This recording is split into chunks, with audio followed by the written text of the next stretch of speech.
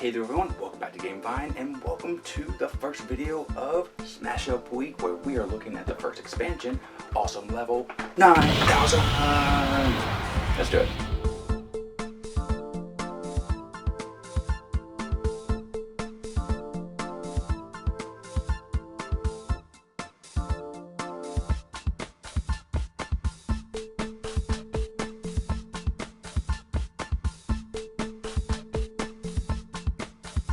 So, as a disclaimer, this is an AEG review copy. They're actually supporting this whole week. I got in touch with them and I said I wanted to do a whole week dedicated to Smash Up, because if you haven't seen my old video, you can check that out. We do a review and a how-to portion on the core set of Smash Up. I love this game, and I had a few expansions going into it, but I was wanting to see if I could get some of the harder ones, and they helped support, like I said, pretty much everything going into this week, with a few exceptions like the Smash Up Munchkin that I already had. And this expansion right here, Awesome Level 9000, is the first to come to Smash Up. I'm sure people, when they first got the core set and there were no expansions, they wanted more, so it's exciting that this one came out, adding 4 factions that are very different in their own ways, and also it adds scoring tokens for the very first time, which is nice to have. If you don't know how to play Smash Up, you can go check out my review and the tutorial how to do that. Today I'm just going to be reviewing what comes in this expansion and then give you my opinion at the end of the video. So let me go down to the table and then we'll explain what comes in this set.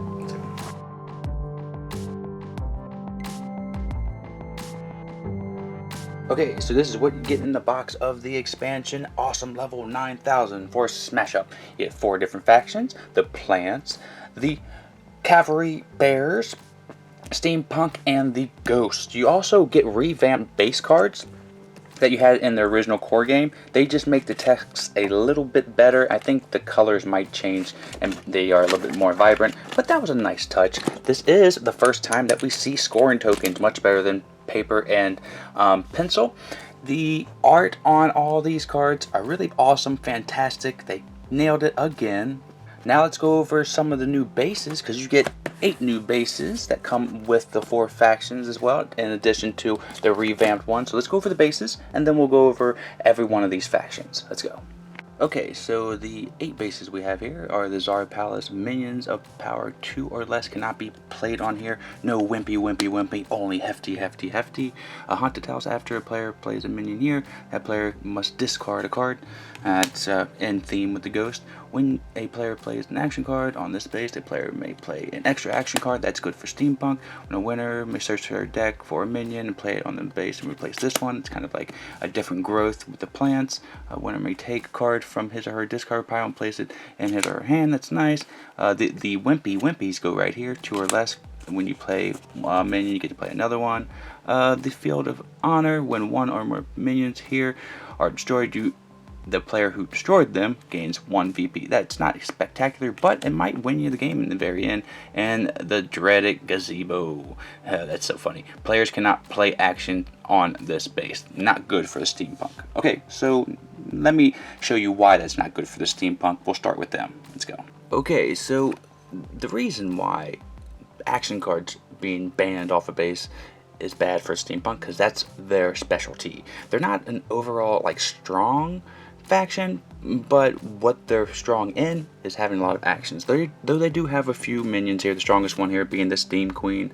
Your actions are not affected by other player cards, which are nice. They kind of, again, actions are their key. Ordinated Dome, destroy all players' actions played here. Ongoing effect as well. Play on a base with the minions here are destroyed. Place them into your hand instead of the discard pile, which are pretty nice. Captain Ahab, I like that. Move this minion to a base that has 1 of your actions played on it.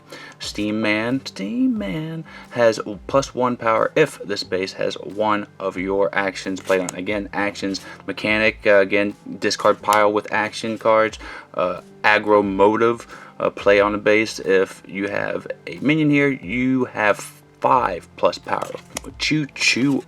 That's one crazy train. And the Zeppelin that we have here, move 1 of your minions from another base to here, or from here to another base. That makes sense. Scrap diving, that's a pretty thematic one. And rotary slug thrower, play on this base. Your minion here, each of them has +2. So if you have a lot of like zombies, then you got difference engine, change of venue, and again, they are really strong at having action cards. So you're gonna have to try to pick either a faction that has a lot of minions or some big minions that you can play these awesome actions on. Okay, let's move over to the man-eating plants. So these guys grow and get bigger and stronger. They don't start off so strong, so they're a little seed, but then they expand and get really strong. They don't have really strong minions to start off, but this guy is 5.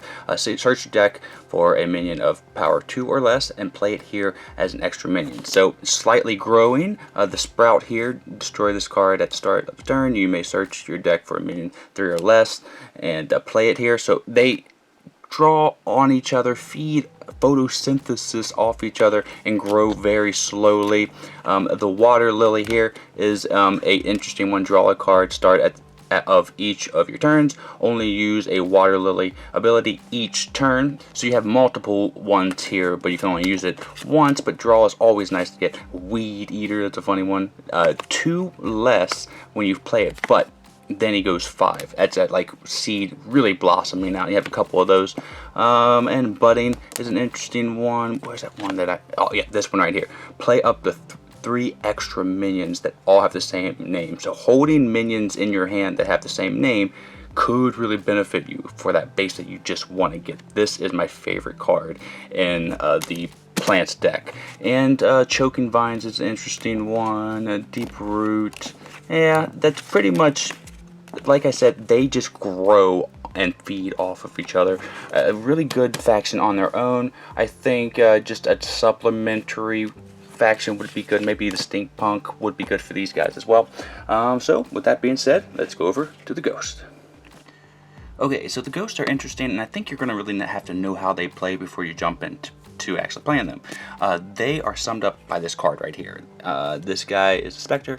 If you have 2 or fewer cards in your hand, you can play him from the discard pile. He's the strongest one in your deck, well, at least in this faction. So that is the ghost in a nutshell. They want to make your hand small and discard themselves and die to become powerful.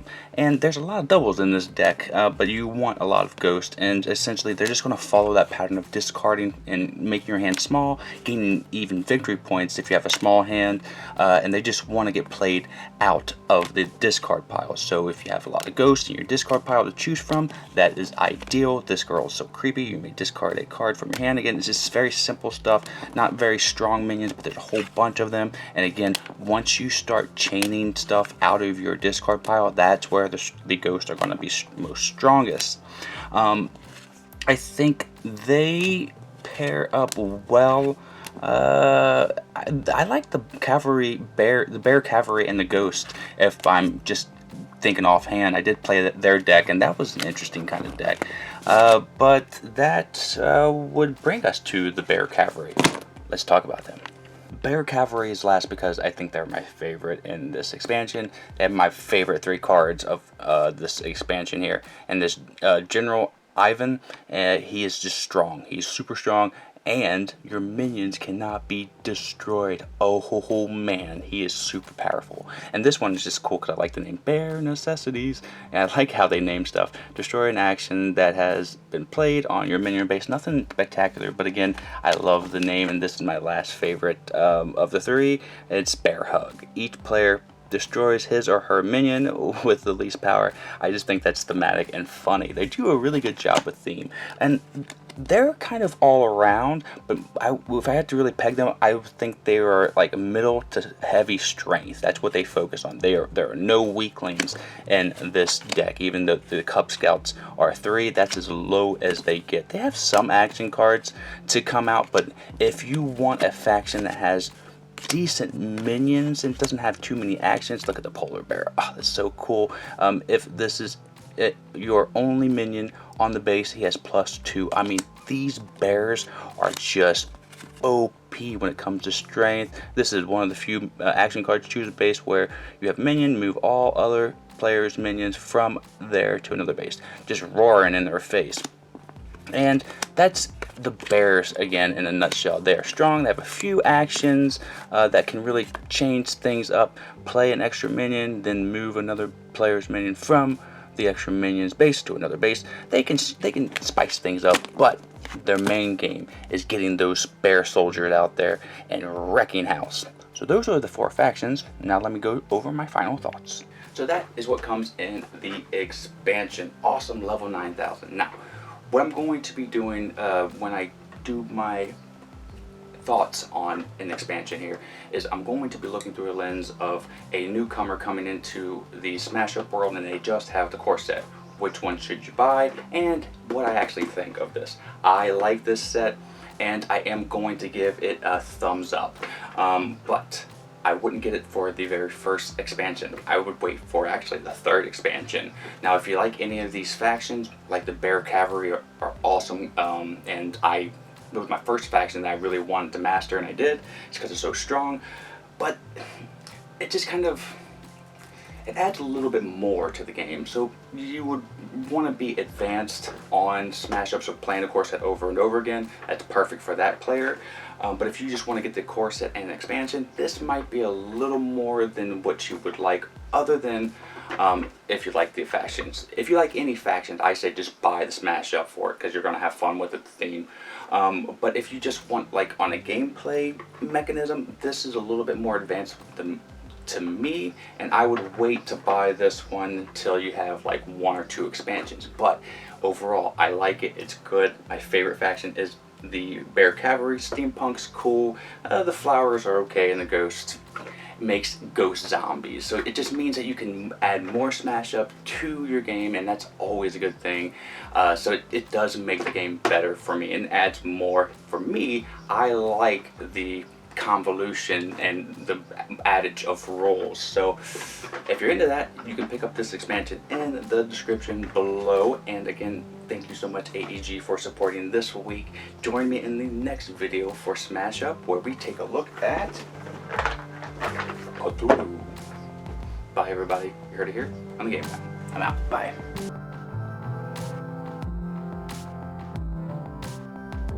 Vi Nation, we love making content here for you on the channel, and we're almost at 15,000 subscribers, so subscribe now and help us out.